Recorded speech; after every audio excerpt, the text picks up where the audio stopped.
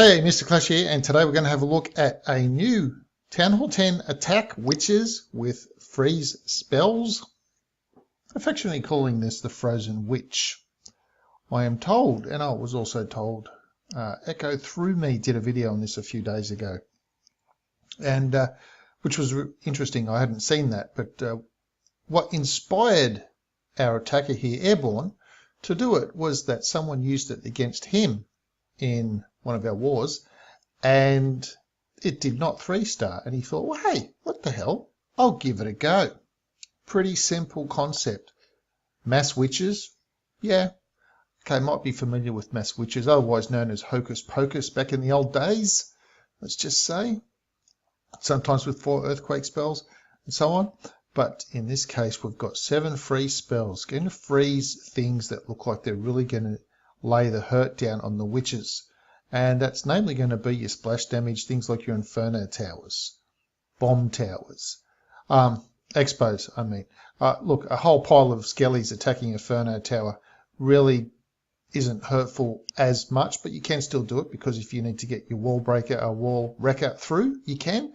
I'll tell you what we'll do. We'll just crank straight into this attack, and we'll watch it a few times to get the nuances down, how it worked on this particular base. Now what you're going to see, 2 healers, getting both healers down on one set of witches.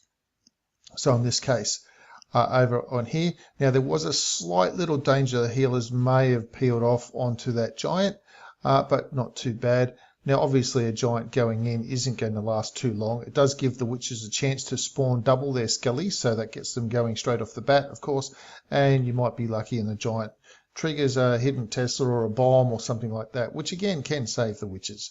So you can see that witches with the healers down on this side, the other witches over near the Inferno tower, that's where the wall wrecker is heading. So keep that sort of a deployment in mind. You can see a whole bunch of witches look like they're going to go on the inside, only a few going to path around the outside, and here we've got the freeze spells going down, as you can see. Freeze the wizard, freeze the expo, freeze the Inferno tower. Now the siege machine is going to keep on going through nicely. No need for incredible amounts of jump spells, because you're using the siege machine to break a hole into the wall.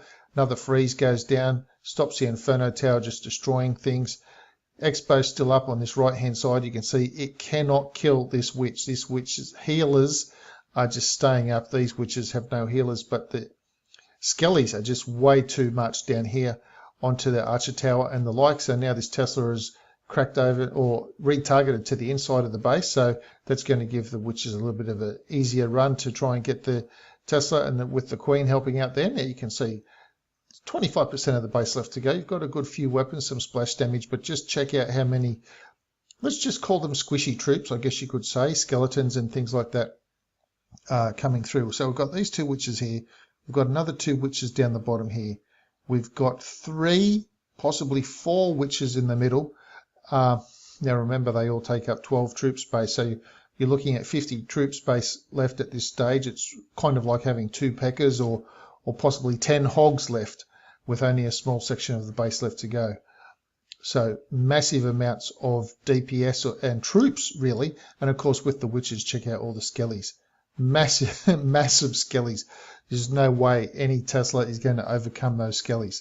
Seeing as a Tesla can almost be taken out by a single skeleton spell, a whole mass of skellies like that is not going to do too much. Witches survive, got the healers on them anyway. So we'll have a look at that again. We'll try and have a look at three looks at this particular attack. Now, of course, this is just, I've got the one attack on the one base, and I just wanted to get this out so that you could see it as soon as I was aware of it. So as with all of the attacks that I present, what I do recommend is that you duplicate the troops in your own clan. If you don't want to bring some distraction giants to help the witches, then don't bring them. Get rid of the 2 giants and the 2 archers, or 2 giants and a wizard or something like that, and bring an extra witch if that's what you so desire. Or get rid of the 2 giants and bring a baby dragon to assist with a little bit of cleanup as might be needed. Or get rid of the 2 giants and 2 archers, bring in 3 extra wizards. You can have a little bit of a mix and match But you can see obviously the idea is that it's going to be a whole mass of witches, so you're not bringing in loads of golems and things like that, because that's just starting to turn that into like a gobo wee wee or a go wee wee sort of an attack. This is supposed to be a mass witch attack. Now, as what to bring in the clan castle. Now, as you can see here, he's brought some bowlers in, so they've taken out a bomb tower. They're about to take out the cannon. They're about to take out. There we go. Nice freeze on that cannon archer combo. Didn't quite get the cannon. Okay, the cannon did go down. So that helped keep the bowlers up just a little bit longer. So the bowlers throwing rocks over the fence. You can just see they've taken out another couple of things with the help of a few witches and the queen in there as well. And of course, we do know that the bowlers end up getting a bit of a heal on them and getting some health back. So they start to survive. So bowlers obviously is one thing. Another option to bring in are Valkyries, the old 4 Valks, 3 Barbs for the Town Hall 10 clan castle. Now, of course, the idea then is that you try and time a rage spell. So you can see here in this particular attack, we'll watch it again so you can see the spell placement, and I'm not talking about the freeze spells. I'm talking about the rage and the heal spell. The idea being that if you had Valks in the CC, you may have wanted to save a rage spell so you could rage the siege machine when it pops, so that out pops a bunch of raged Valks very quickly, and they can try and help gut some of the core as well. So just have a look at all these troops left over. That's absolutely incredible. Like I said, we'll have a run through of this one again, just so you can see. Now here, what we've got to do is pay close attention to where the rage and the heal spell get dropped. Obviously the poison is for the enemy CC, so you can see he's just dropped the archer early. No point dropping an archer there. It may get that, it may not. He's dropped another archer down the bottom here under the troops icon that you can just see there. Just going to help keep things pathed in a little bit. Every little bit counts. So again, the idea, as I was saying, is we're going to keep an eye on where the spells are used, in particular rage and the heal. So in a normal, say, by witch type of an attack, if you can get your one of the heal spells, you're going to bring a heal spell in a normal traditional sense where you're bringing in 2 rage and a heal. If you're going to use the heal kind of semi early on, it acts as the Grand Warden's ability at Town Hall 11, and that is, while the troops are experiencing massive amounts of damage, you're using the heal spell to keep them alive. So that's what you can see here. They've gone raged into a heal spell to keep them all up, instead of trying to keep this heal spell for later.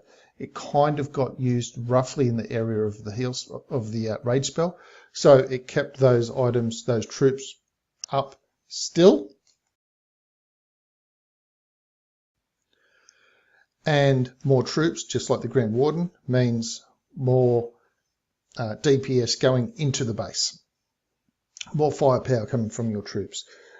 So the heal spell is getting used earlier on to keep all of your troops alive while they're still dealing with a tremendous amount of weapons.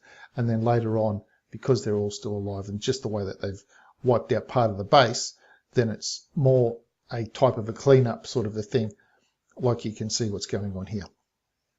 So generally in the CC, if you want to use a golem for tanking, that's something else you can try as well. If you want to bring in an extra couple of witches, they're not going to do a tremendous amount except immediately come out and spawn.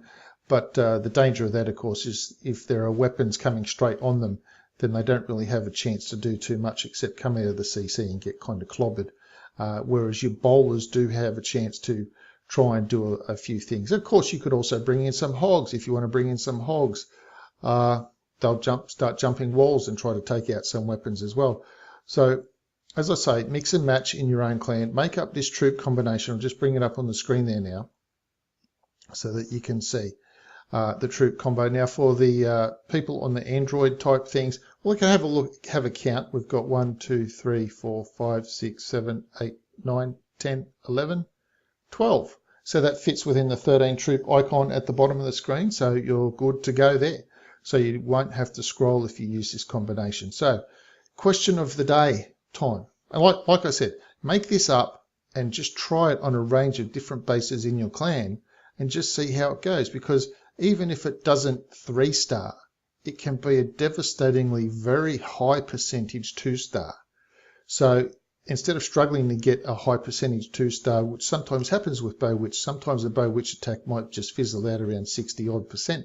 You might find an attack like this is going to generate somewhere around 90%, which is a really good 2-star on a Town Hall 10. So the question of the day we have is this. Cinderella. We all know the story of Cinderella. She went in a pumpkin and all that sort of stuff. She had a bit of a dance. She lost a shoe. Somehow the shoe fell off. Obviously, it wasn't a very good fitting shoe. But so on and so forth. While she was at the ball, while she was at the dance, like all dancers, there was a photographer taking photos, and she even had her own camera. And back in the day, she didn't have a printer to print the cameras out on, so she'd taken a bunch of photos and she submitted them to the photo lab. This is sort of old school. You used to submit your negatives to the photo lab and they would develop the negatives and then give you photos. Well, what did she say when her photos weren't ready on time? So what did Cinderella say when her photos weren't ready on time? She said, "One day my prince will come in." My prince, because she danced with a prince and their prince photo prince. Yeah. Okay, that's it for today. Thank you for sticking around to the end. Do leave the video a thumb up. Do share this with your clanmates who are Town Hall 10. Point them in the direction or surprise them. Make the troop up, ask for an FC in your clan and just hit them with it. And then when they say, "What the hell's that?" then you can explain to them what this is. Then maybe even show them the video that way. Please subscribe to the channel if you haven't already, and I'll see you in the next video.